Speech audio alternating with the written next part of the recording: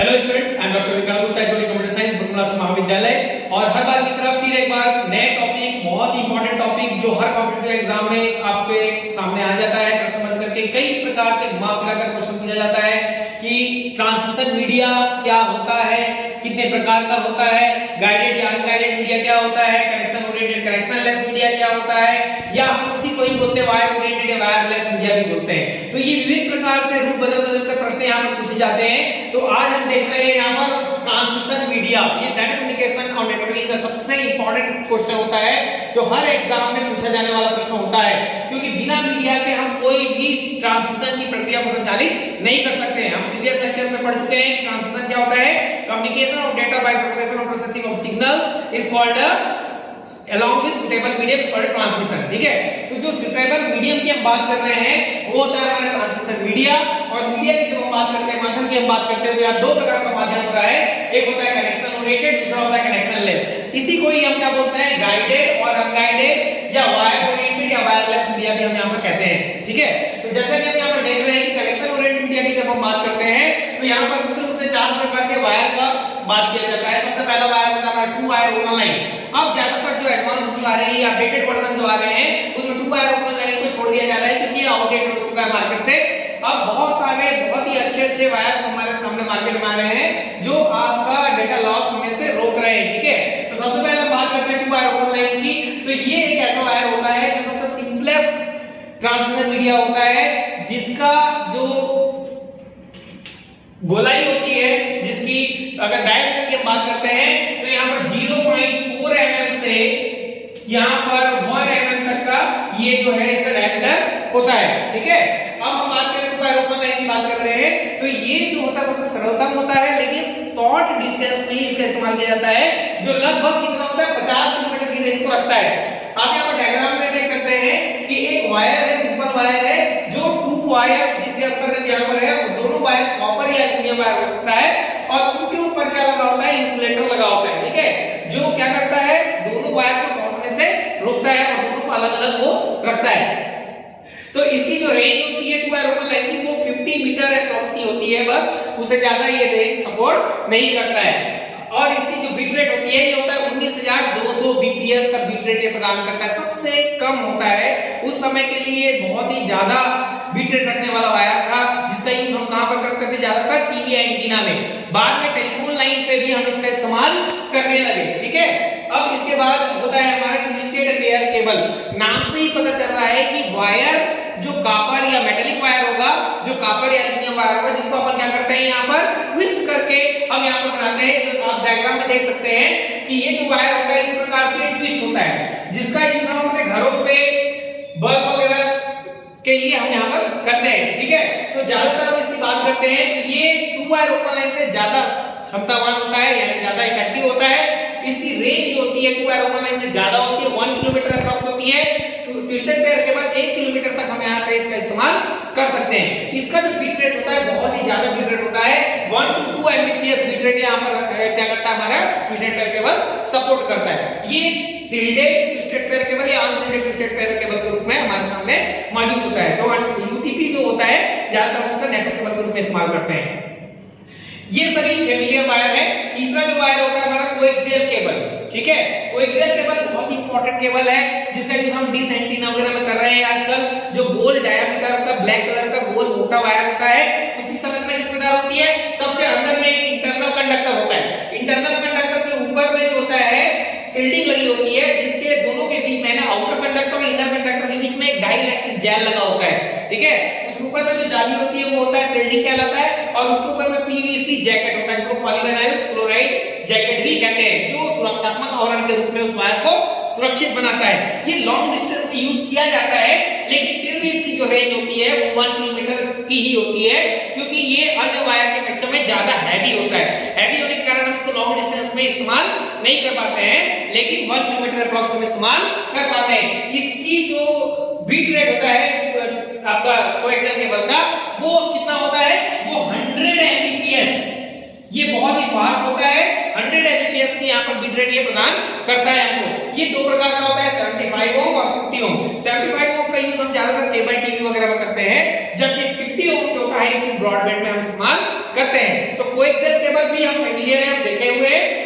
जो हमारे dish antenna जो D2H है, ये टाटा स्काई है, ये एयरटेल, जो भी आप डिश एंटीना का इस्तेमाल करते हैं, उससे आपके टीवी तक जो कनेक्शन प्रोवाइड किया जा रहा है, सेट टॉप बॉक्स के थ्रू अगर आप डिश का यूज कर रहे हैं तो वहां पर जो डिस्क होता है वो आपका कोएक्सियल केबल का ही ज्यादातर इस्तेमाल करता है, ठीक है।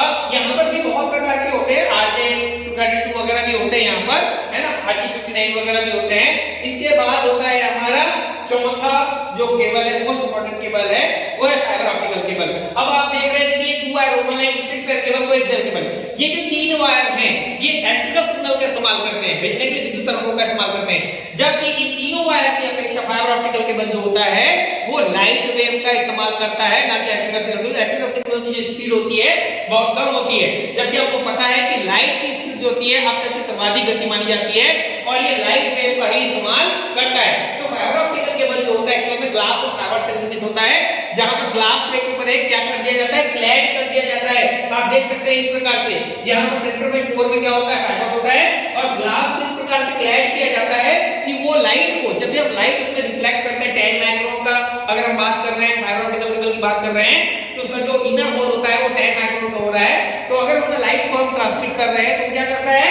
रिफ्लेक्शन का यूज करता है और इस प्रकार से रिफ्लेक्ट होकर उस इनर कोर में टकराते हुए जब पहुंच जाता है, बहुत ही हायर स्पीड को प्रोवाइड करता है। इसका जो बिट रेट होता है वो होता है 1000 Mbps, ठीक है। अब यहाँ पर बिना किसी आउटर रिक्वायरमेंट के, ठीक है, आप 50 मीटर तक डायरेक्टली इस लाइट वेव को सेंड कर सकते हैं, जहां पर हर 50 मीटर पर आपको क्लैंप की सहायता से वायर को ज्वाइन करना पड़ता है। और फाइबर ऑप्टिकल केबल बहुत ही रिलायबल होता है क्योंकि ये डेटा लॉस को रोकता है।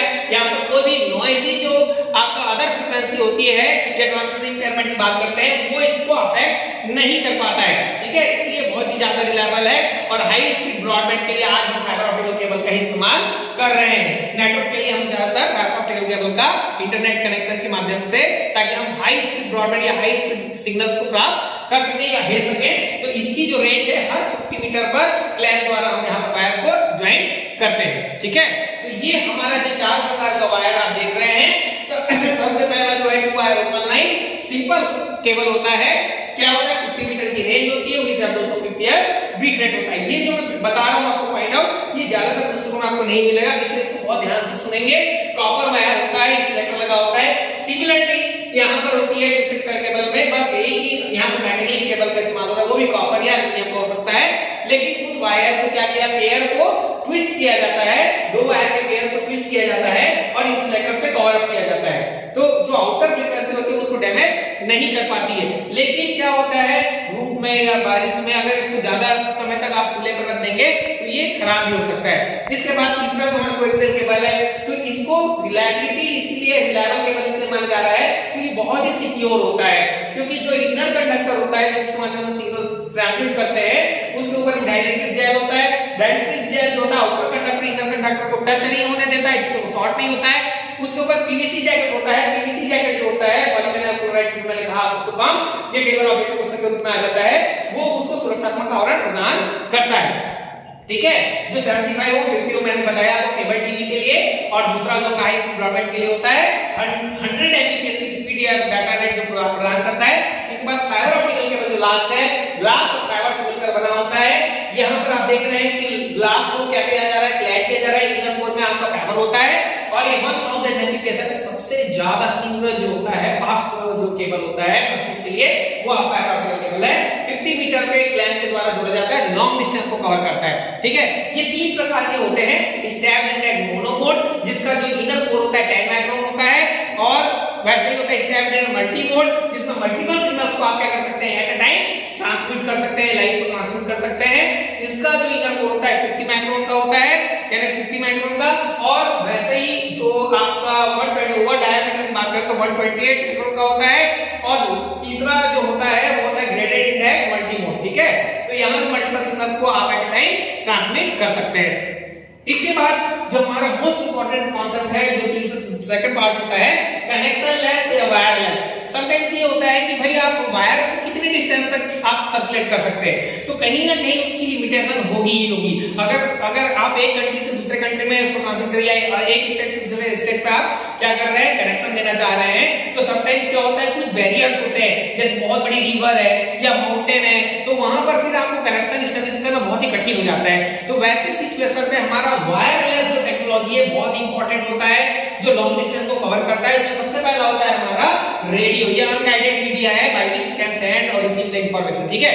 तो हम यहाँ बात कर रहे हैं रेडियो की। तो रेडियो जो होता है एक्चुअल में एक इलेक्ट्रोमैग्नेटिक सिग्नल्स को जनरेट कर रहा है, ये 80 से 100 किलोमीटर की रेंज को कवर अप करता है। यानी अगर हम बात करें कि 30 मेगाहर्ट्ज से कम की फ्रीक्वेंसी, एक्चुअल में रेडियो की जो फ्रीक्वेंसी होती है वो कितना आता है, 3 किलोहर्ट्ज से आपका यहाँ पर 1 गीगाहर्ट्ज।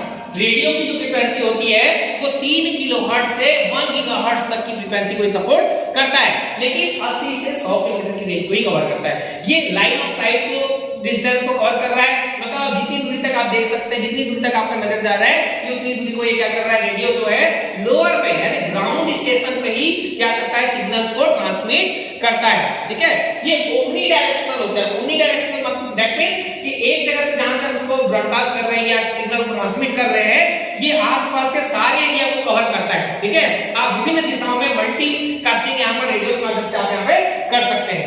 इसके बाद सेकंड जो होता है हमारा माइक्रोवेव होता है। तो माइक्रोवेव जो होता है एक्चुअल में ज्यादा हाई फ्रीक्वेंसी रखता है।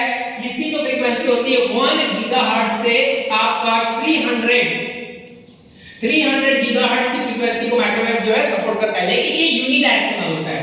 जो हमारा क्या होता है, मोबाइल होता है, जिसके माध्यम से हम लोग सेल फोन के माध्यम से सिग्नल ट्रांसमिट कर रहे हैं, चाहे वो एनालॉग सिग्नल हो, तो यहाँ पर ये तो माइक्रोवेव सिग्नल्स की सहायता से हम क्या करते हैं, टेलीफोनिक सेलुलर कंपनीज के जो होती हैं वो माइक्रोवेव सिग्नल्स के माध्यम से हमारे मैसेज को या हमारी जो बातें होती है उसको एक जगह से दूसरी जगह पर ट्रांसमिट करता है, यानी सिग्नल के फॉर्मेट में ट्रांसमिट करने का काम करता है। तो ये यूनिडायरेक्शनल होता है माइक्रोवेव, लेकिन बहुत ही हाई फ्रीक्वेंसी है 1 गीगाहर्ट्ज टू 300 गीगाहर्ट्ज, यानी 1 गीगाहर्ट्ज टू 300 गीगाहर्ट्ज यहाँ पर इसकी फ्रीक्वेंसी होती है, ठीक है।